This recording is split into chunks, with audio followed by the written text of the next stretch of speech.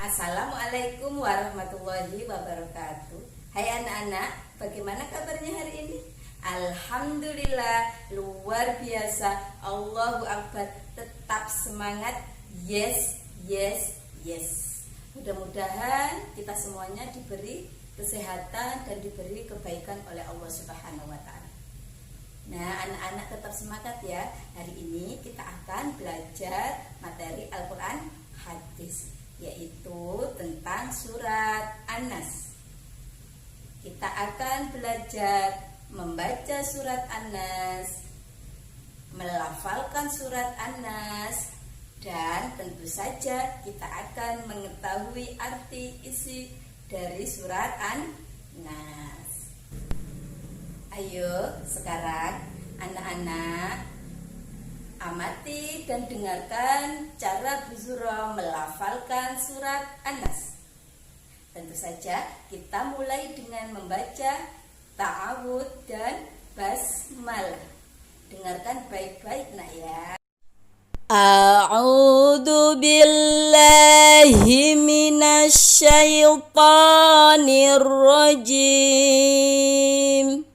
Bismillahirrahmanirrahim. Dengan menyebut nama Allah yang Maha Pengasih lagi Maha Penyayang. Qul a'udzu birabbin nas. Katakanlah, aku berlindung kepada Tuhan manusia. Malikin nas, raja manusia. Ilahin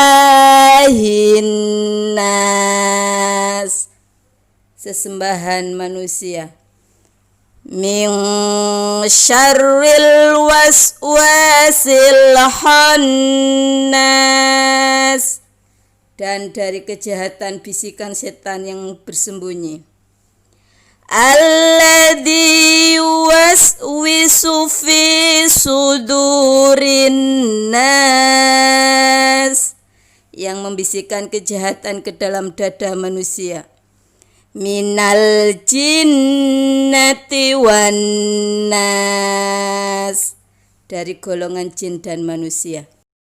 Marilah kita pahami bersama arti tiap-tiap ayat dari surat An-Nas. Yang pertama, a'udzu, aku berlindung. Maliki, raja. Min syarri, dari kejahatan. Yuwaswisu, membisikkan. Suduri, dada. An-nasu, manusia. Ulumul Quran dari surat An-Nas. Nama surat An-Nas diambil dari kata An-Nas yang 5 kali disebutkan dalam surat tersebut.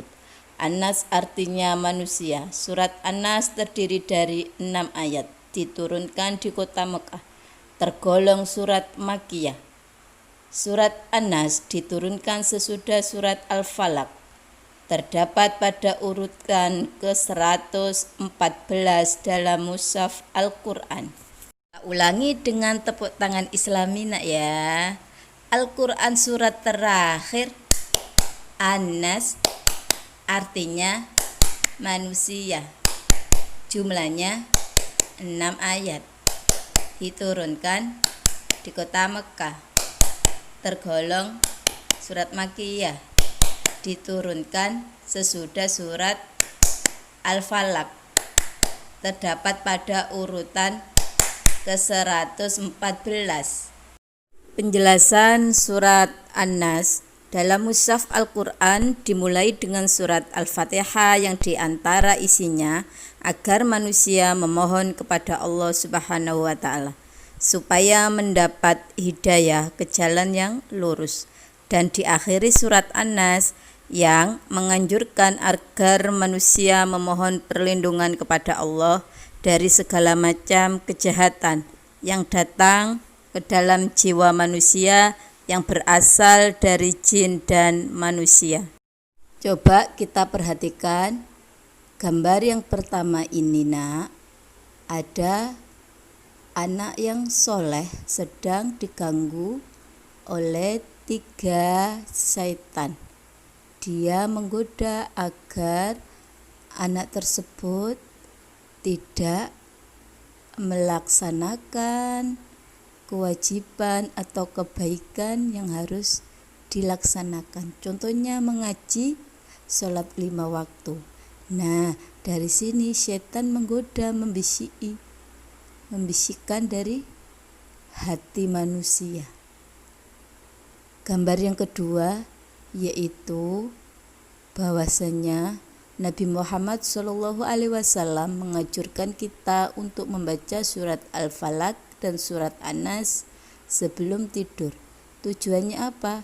Agar kita terjaga dari gangguan jin dan setan.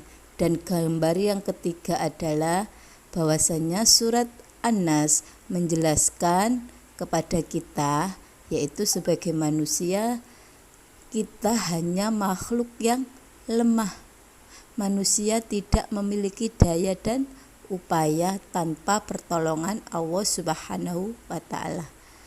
Jadi Allah adalah tempat bergantung semua makhluk. Pesan surat An-Nas yang pertama, selalu meminta perlindungan kepada Allah. Yang kedua, laksanakan sholat tepat waktu dan berdoalah. Yang ketiga, Allah adalah Tuhan yang merajai manusia dan tempat manusia bergantung. Yang keempat, senantiasa berhati-hati dengan bisikan setan, karena setan tidak pernah lengah mengganggu manusia. Dan yang terakhir, berbuat baiklah dalam kehidupan sehari-hari. Anak-anak, silakan buku paketnya dibuka. Kita akan membaca hadis tentang berdoa kepada Allah Subhanahu wa ta'ala. Rasulullah Shallallahu alaihi wasallam bersabda, "Malam yas'alillaha ghadaballahu alaihi." Rawahul Bukhari wa Muslim. Artinya, barang siapa tidak memohon kepada Allah, maka Allah akan murka kepadanya. Hadis riwayat Bukhari Muslim. Hadis ini menjelaskan bahwa jika kita memohon sesuatu, memohonlah kepada Allah Subhanahu wa ta'ala, karena Allah Subhanahu wa ta'ala akan murka jika kita memohon atau berdoa kepada selain Allah Subhanahu wa ta'ala. Anak-anak tetap semangat nak ya. Kita sudah belajar membaca dan melafadzkan surat An-Nas. Nah, saatnya kita berlatih. Ada 3 soal ini nak. Silakan anak-anak disalin di buku Al-Quran Hadis. Kemudian jangan lupa difoto, kemudian dikirim ke WA Bu Surah. Jangan lupa anak-anak tetap menjaga kebersihan, selalu berdoa kepada Allah. Bu Surah akhirin, mudah-mudahan belajar hari ini bermanfaat. Wassalamualaikum warahmatullahi wabarakatuh.